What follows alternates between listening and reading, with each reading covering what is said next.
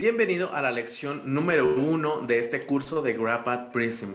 Antes de comenzar, antes de ir a la computadora y antes de ir a hacer análisis estadísticos y gráficos y conclusiones, necesito que tengamos un concepto muy centrado, el concepto de las variables, porque es el centro del análisis estadístico y es el centro también de la elección de un tipo de gráfico. Así que vamos a dar un repaso sobre los diferentes tipos de variables que debemos de tener en consideración para que tú puedas elegir, basado en las variables que tienes en tu estudio, cuáles son los tipos de gráficos y cuáles son los tipos de análisis estadísticos que vas a poder realizar. Vamos a la lección. Vamos a dar un repaso breve sobre los tipos de variables.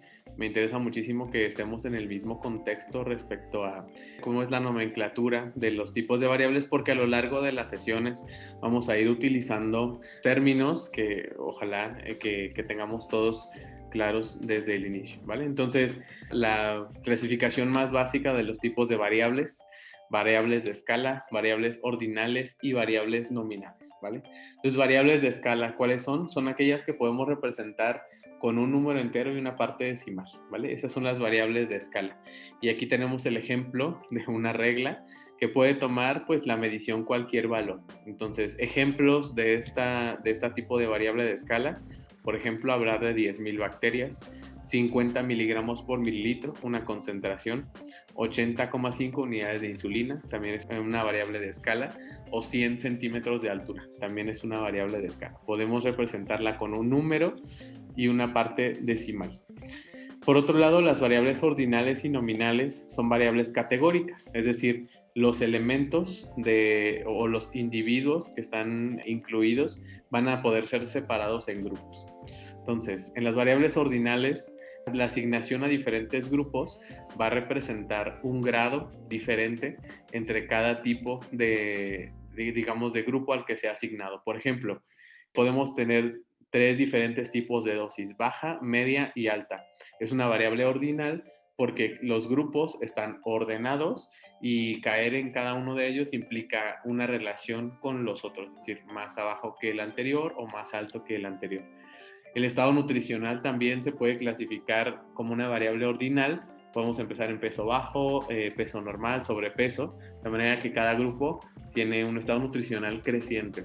Grado escolar también es una variable ordinal, la clasificación de primaria, secundaria y universidad.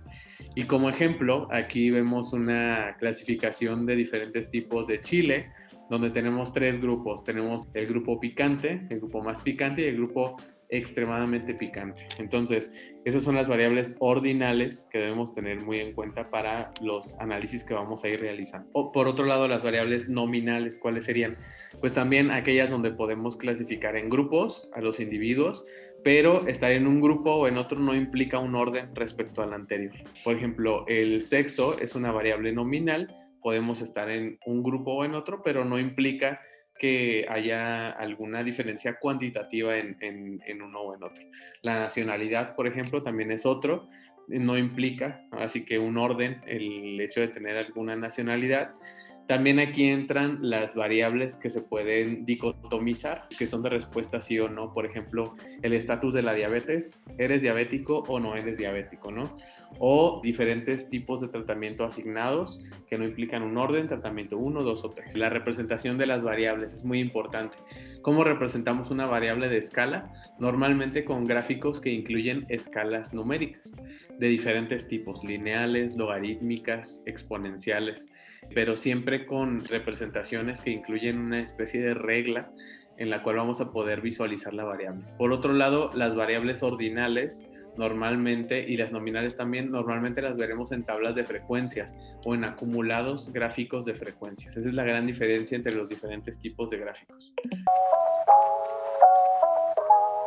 Y bien, espero que con este breve repaso de los tipos de variables te haya quedado muy claro la conceptualización general de los diferentes tipos de variables que podemos tener y la intercambiabilidad y la forma de representarlas de manera correcta. Si tienes dudas sobre el tema de variables, tengo un video en mi canal donde puedes revisar el tema mucho más extenso. Es un video que ha ayudado a muchísimas personas y espero que a ti también te ayude.